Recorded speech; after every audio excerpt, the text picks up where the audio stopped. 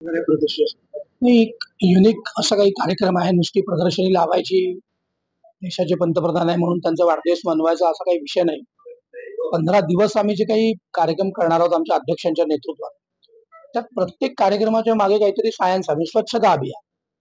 मग स्वच्छता अभियान कसे करता असावं आणि 14 ते आता म्हणजे जवळपास आपण 26 मध्ये 25 मध्ये उभे आहोत. या 11-12 वर्षात देश त्यावेळची स्वच्छता आणि यावेळची स्वच्छता असा प्रत्येक म्हणजे आता आत्मनिर्भर भारत. ऑपरेशन सिंदूर मध्ये आपण सगळे देशी सगळे वापरून आपण पाकिस्तान सारख्या देशाला नारळ करून टाकलं. आपलं सैनिकी सगळं जे काही तंत्रज्ञान आहे ते इतर देश मागतायत. त्यामुळे अशा अनेक गोष्टींमध्ये जे बदल घडले आहेत ते बदल कुठल्या कुठल्या मार्गाने घडले आहे, तो मार्ग काय होता तो दाखवण्याचे हे प्रदर्शन आहे. म्हणजे दयाशंकरजींनी प्रत्येक विषयातलं सांगितलं, पण म्हणजे त्या स्टेशनवरचे पंतप्रधान तिथून आज 75 वर्ष झालेले पंतप्रधान हा प्रवास कसा घडला आणि त्या प्रवासाच्या मागे त्यांची साधना, त्यांचा समन्वय, त्यांचं म्हणजे असं आपण म्हणू की देशाप्रती असलेलं प्रेम, त्यांच्या कामाप्रती एक एक मिनिटाचं त्यांनी केलेलं नियोजन हे सगळ्या या प्रदर्शनातून दिसतं आहे. विशेषतः तरुण वर्गाने हे प्रदर्शन निश्चित बघावं, ज्यातनं काहीतरी प्रेरणा घेता येईल आणि आपल्या आयुष्यात असं करण्याचा प्रयत्न करता येईल. म्हणून या प्रदर्शनाचं एक वेगळं आगळं महत्व आहे आणि मी आपल्या माध्यमातून नागपुरातल्या आणि मध्य नागपुरातल्या सर्व तरुण सहकाऱ्यांना पार्टीचा अभिनिवेश दूर ठेवून माझी तर आपल्या माध्यमातून शाळांना विनंती आहे की इथे येऊन शाळांनी हे प्रदर्शन आपल्या विद्यार्थ्यांना दाखवावं, जेणेकरून आपल्या पंतप्रधानासारखा पंतप्रधान आज पूर्ण जगात नाही असं नीट बोलताना आपल्याला लक्षात येईल. त्यामुळे मी या प्रदर्शनच्या माध्यमातून जो काही संस्कार या सगळ्या विद्यार्थ्यांवर होणार आहे तो एक चांगला नागरिक भविष्यात घडेल असा मला विश्वास आहे. बरं, सेवा पंधरवाडा अभियान 2025च्या माध्यमातून नरेंद्रजी मोदी यांचा 75वा जन्मदिवस आज आम्ही देशभर मोठ्या उत्साहामध्ये साजरा करतोय.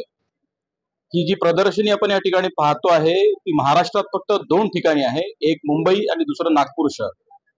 या नागपूर शहरामध्ये नरेंद्रजी मोदी यांच्या जीवन प्रदर्शनीतून या देशातल्या युवकांनी बोध घ्यावा, संघर्षरत राहावं आणि या देशाच्या भरीव निर्माणामध्ये आपलं योगदान तयार करावं, या दृष्टीने देखील या प्रदर्शनीकडे पाहणं अत्यंत आवश्यक आहे असं मला वाटतं.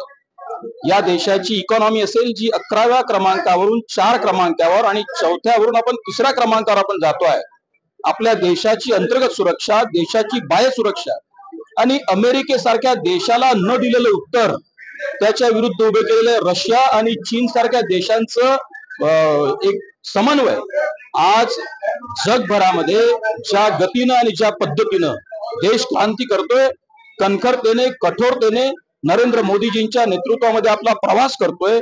25 करोड लोकसंख्येला देशाच्या गरिबी रेषेच्या बाहेर काढणे किंवा 80 करोड लोकसंख्येला कोरोना सारख्या महामारीमध्ये जेवण पोस्ट करणं, प्रत्येक गरीबातल्या गरीब माणसांपर्यंत सरकारची कामं पोचती करणं, याचप्रमाणे टेक्नॉलॉजी असेल, देशाचं तंत्रविज्ञान असेल, अर्थव्यवस्था असेल, सैन्य शक्ती असेल, अशा प्रत्येक क्षेत्रात जो विजय प्राप्त केलेला आहे, जे काही मोठी रचना नरेंद्रजी मोदी यांच्या नेतृत्वात उभी झालेली आहे ती अत्यंत वाखणणीय आहे आणि ही ती पोचती करणं हे भारतीय जनता पक्षाचा कार्यकर्ता म्हणून किंवा या देशाचा नागरिक म्हणूनही आमचं कर्तव्य आहे. आणि त्याचंच हे जीवन प्रदर्शनी आम्ही नरेंद्रजी मोदी यांची आज या ठिकाणी लावलेली आहे. ही रोज 27 तारखेपर्यंत रोज सकाळी 10 ते 7 वाजेपर्यंत होईल अशा पद्धतीचं देखील आमच्या शहराध्यक्ष दयाशंकरजी तिवारी यांनी या ठिकाणी सांगितलं.